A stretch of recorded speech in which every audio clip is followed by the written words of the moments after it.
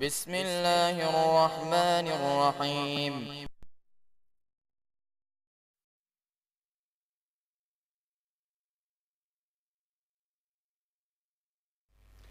السلام علیکم ورحمۃ اللہ وبرکاتہ۔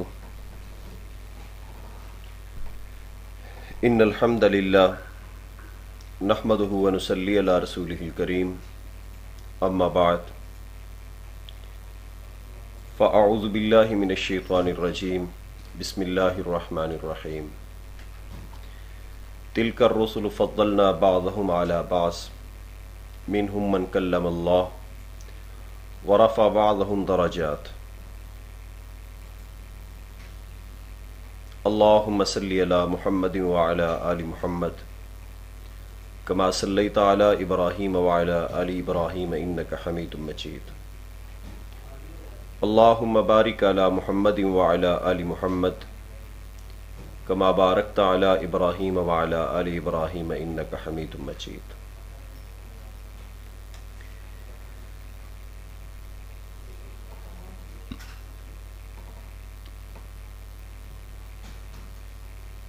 محترم ساتھیوں،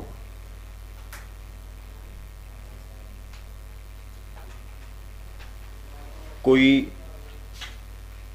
مہینہ ہو، کوئی دن ہو، کوئی شخصیت ہو یا کوئی جگہ ہو، اپنی طرف سے ہم کسی مہینے، کسی دن، کسی جگہ اور کسی شخصیت کو کوئی فضیلت نہیں دے سکتے۔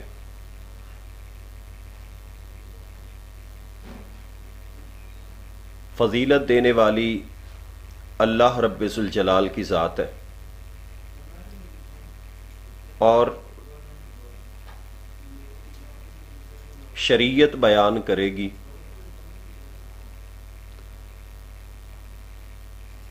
تو ہم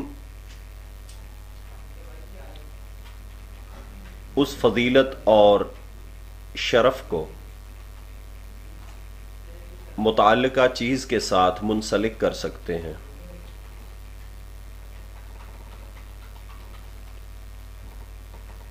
اب غور کیجئے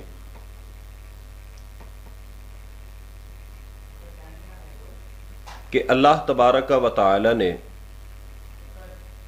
اپنے محبوب پیغمبر جناب محمد الرسول اللہ صلی اللہ علیہ وآلہ وسلم کے شہر مکہ کو اور مدینہ کو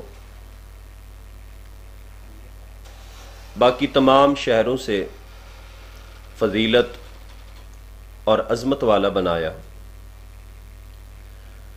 تو ہم کسی تیسرے شہر کو یہ نہیں کہہ سکتے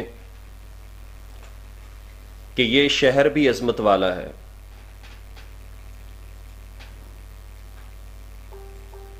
اسی طرح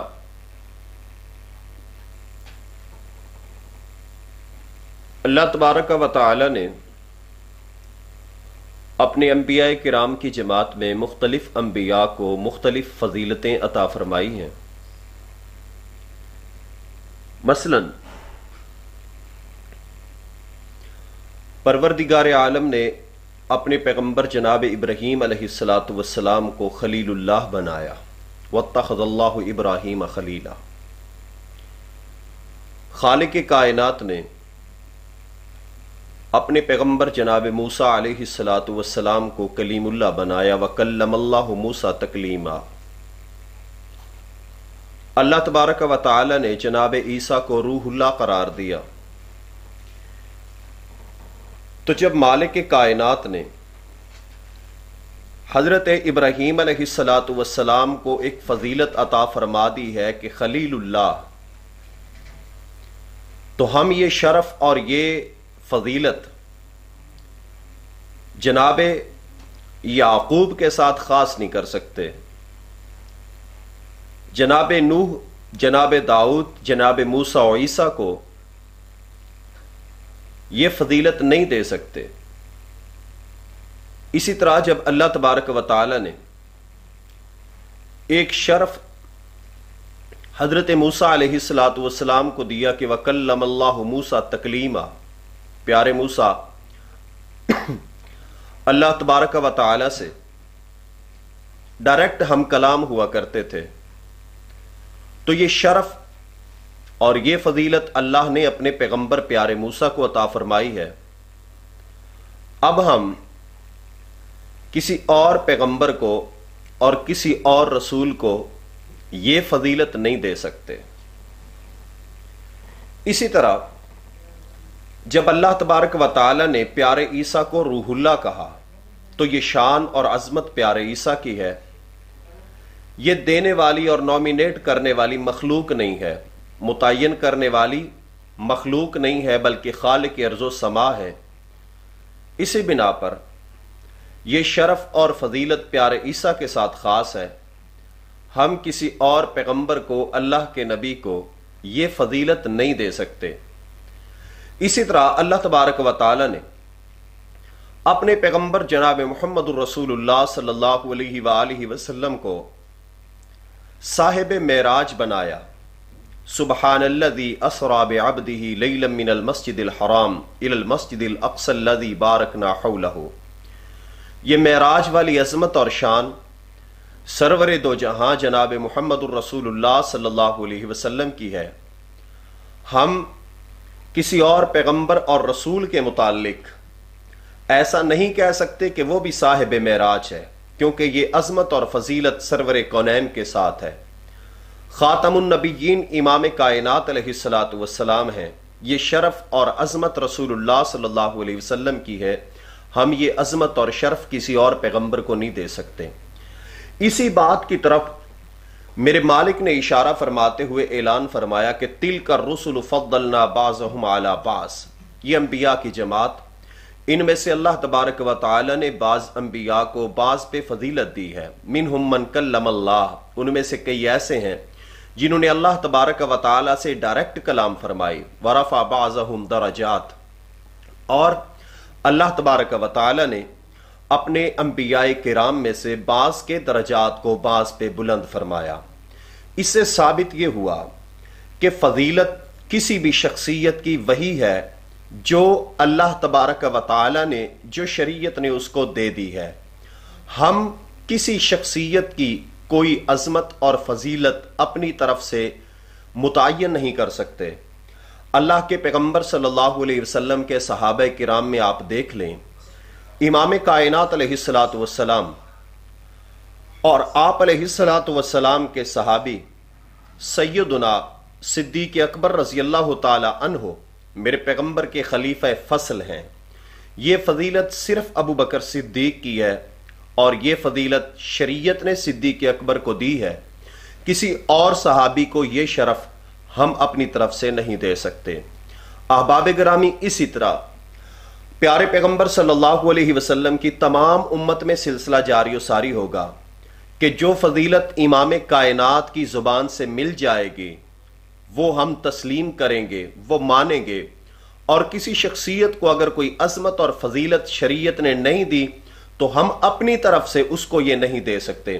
ہم اپنی طرف سے کسی کو کہیں کہ فلاں گنج بخش ہیں، ہم اپنی طرف سے کسی کو کہیں کہ فلاں داتا ہیں، ہم اپنی طرف سے کسی کو کہیں فلاں غریب نواز ہے، تو یہ تمام مخلوق کی بنائی ہوئی اور تعین کردہ فضیلتیں ہیں. ان کی کوئی حیثیت نہیں. فضیلت، مقام اور عظمت وہ ہے جو شریعت دے اور اس کے رسول صلی اللہ علیہ وآلہ وسلم کی زبان سے نکلے. احباب گرامی، اسی طرح دن، راتیں، مہینے ان کا سلسلہ ہے. تمام مہینے میرے پروردگار عالم نے پیدا فرمائے ہیں، اور جس دن سے میرے رب نے آسمان و زمین کا نظام بنایا اسی دن سے یہ مہینوں کا سلسلہ بھی چلایا.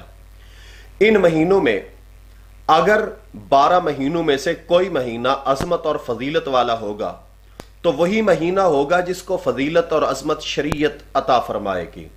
اگر شریعت کہہ دے کہ رمضان المبارک کا مہینہ تمام مہینوں میں افضل ہے تو یہ فضیلت رمضان کی ہم تسلیم کریں گے، مانیں گے.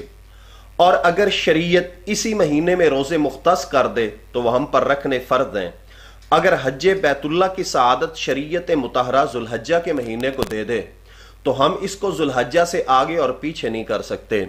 اسی طرح اگر شریعت مطہرہ کہہ دے کہ انا انزلناہ فی لیلۃ القدر وما ادراک ما لیلۃ القدر، عظمتیں، رفتیں اور بلندیاں شریعت مطہرہ اگر لیلۃ القدر کی رات کو دے دے اور اسے تمام راتوں سے افضل قرار دے دے تو ہم کسی اور رات کو یہ عظمت نہیں دے سکتے۔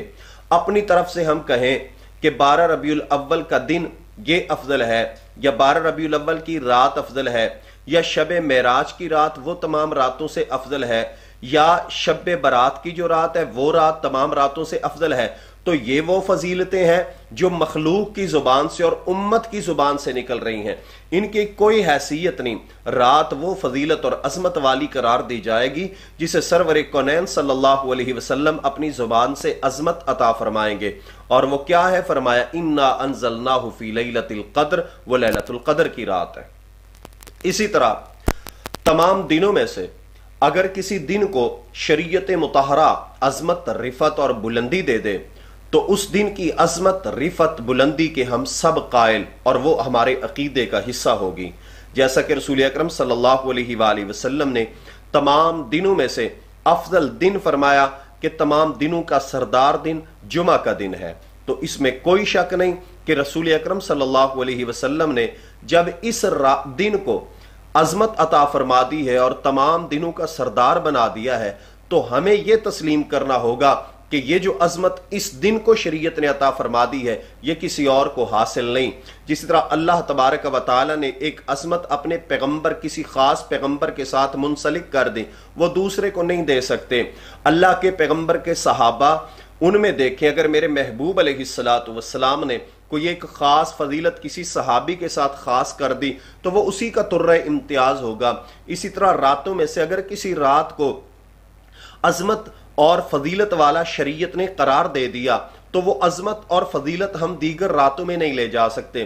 اسی طرح تمام ایام میں سے اگر کسی ایک دن کو شریعت مطہرہ نے افضل قرار دے دیا ہے تو پھر ہم باقی دنوں کی بنسبت اسی کو افضل قرار دیں گے اور باقی دنوں کو اس پہ قیاس نہیں کریں گے۔ حضرات گرامی، اسی طرح آپ دیکھیں اللہ کے محبوب پیغمبر صلی اللہ علیہ وآلہ وسلم نے رمضان المبارک کے بعد ایک مہینہ ایسا ہے کہ جس کے روزے کو افضل قرار دیا ہے، اور وہ کون سا مہینہ ہے؟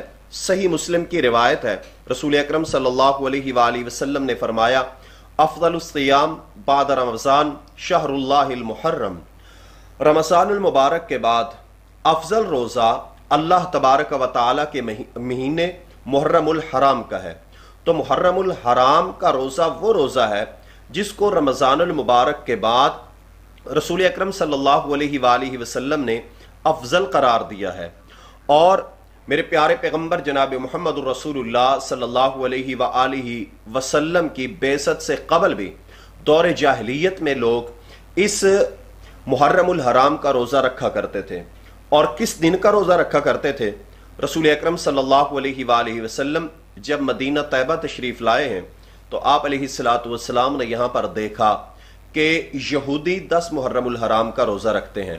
پیارے پیغمبر صلی اللہ علیہ وسلم نے سوال کیا کہ تم لوگ 10 محرم الحرام کا روزہ کیوں رکھتے ہو؟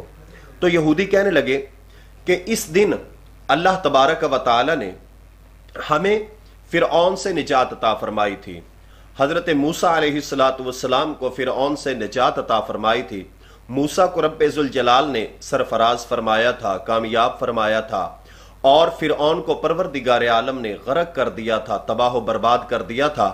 تو ہمیں ہمارے آباء و اجداد کو چونکہ اللہ تبارک و تعالی نے اس دن آزادی عطا فرمائی تھی تو اس کی خوشی میں ہم لوگ روزہ رکھتے ہیں۔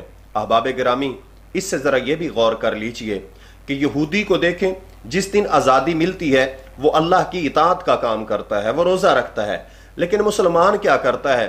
یہ جب ان کی آزادی کا دن آتا ہے تو یہ اپنے ملک میں شور برپا کر دیتا ہے، میوزک چل رہا ہے، اللہ تبارک و تعالیٰ کی نافرمانی کے کام ہو رہے ہیں، مردوں عورتوں کا اختلاط ہو رہا ہے اور دیگر ایسے کام۔ اس لیے ہمیں بھی چاہیے کہ اگر ہم آزادی منانا چاہتے ہیں تو پھر اللہ تبارک و تعالی کا شکر ادا کریں اور ایسے کام کریں جن سے میرا پروردگار راضی ہوتا ہے۔ احباب گرامی، جس وقت پیارے پیغمبر صلی اللہ علیہ وسلم نے یہ سنا کہ یہودی لوگ 10 محرم الحرام کا روزہ رکھتے ہیں، تو پیارے پیغمبر صلی اللہ علیہ وسلم نے یہ بھی سنا کہ یہ موسیٰ علیہ السلام کی جو آزادی تھی اس کی وجہ سے روزہ رکھتے ہیں، فرعون سے بنی اسرائیل کو آزاد کروایا تھا، موسیٰ کی کامیابی تھی، اس وجہ سے روزہ رکھتے ہیں۔ تو آپ علیہ السلام نے فرمایا نحن احق بموسیٰ منکم، بخاری و مسلم کی روایت ہے، فرمانے لگے کہ موسیٰ پر تم سے زیادہ حق ہمارا ہے۔ اس لیے آپ علیہ السلام نے اپنے صحابہ کرام کو حکم دے دیا کہ آج کے بعد 10 محرم الحرام کا روزہ تم نے بھی رکھنا ہے۔ میرے بھائیوں، پیارے پیغمبر صلی اللہ علیہ وسلم نے یہ آرڈر کر دیا، صحابہ کرام نے یہ روزہ رکھ لیا، اور جب تلک رمضان المبارک کے روزے فرض نہیں ہوئے تھے اس وقت تک محرم الحرام کی 10 کا روزہ فرض تھا، لیکن جب رمضان المبارک کے روزے فرض ہو گئے تو پھر آپ صلی اللہ علیہ وآلہ وسلم نے اختیار دے دیا، یہ نفل کی حیثیت اختیار کر گیا کہ جس کا دل چاہے وہ رکھ لے، اور اگر کوئی نہیں رکھتا تو وہ گناہ گار نہیں۔ لیکن یاد رکھیں ہے نفل، اس کا اجر و ثواب اس پہ ذرا غور کیجئے۔ ویسے بھی نفلی روزہ رکھا جائے تو اللہ تبارک و تعالیٰ کے محبوب پیغمبر صلی اللہ علیہ وسلم ارشاد فرماتے ہیں کہ وہ شخص جس نے ایک دن اللہ تبارک و تعالیٰ کی راہ میں روزہ رکھا، اللہ اس ایک دن کے روزے کے بدلے اس کے درمیان اور جہنم کے درمیان 70 سال کی دوری ڈال دیں گے، ایک دن کے روزے کے بدلے۔ تو نفلی روزہ اس قدر اجر و ثواب، پھر خصوصی طور پر رب ذوالجلال کے پیغمبر صلی اللہ علیہ وآلہ وسلم کی زبان مبارکہ سے اس روزے کی فضیلت بھی وارد ہوئی، 10 محرم الحرام کے روزے کی۔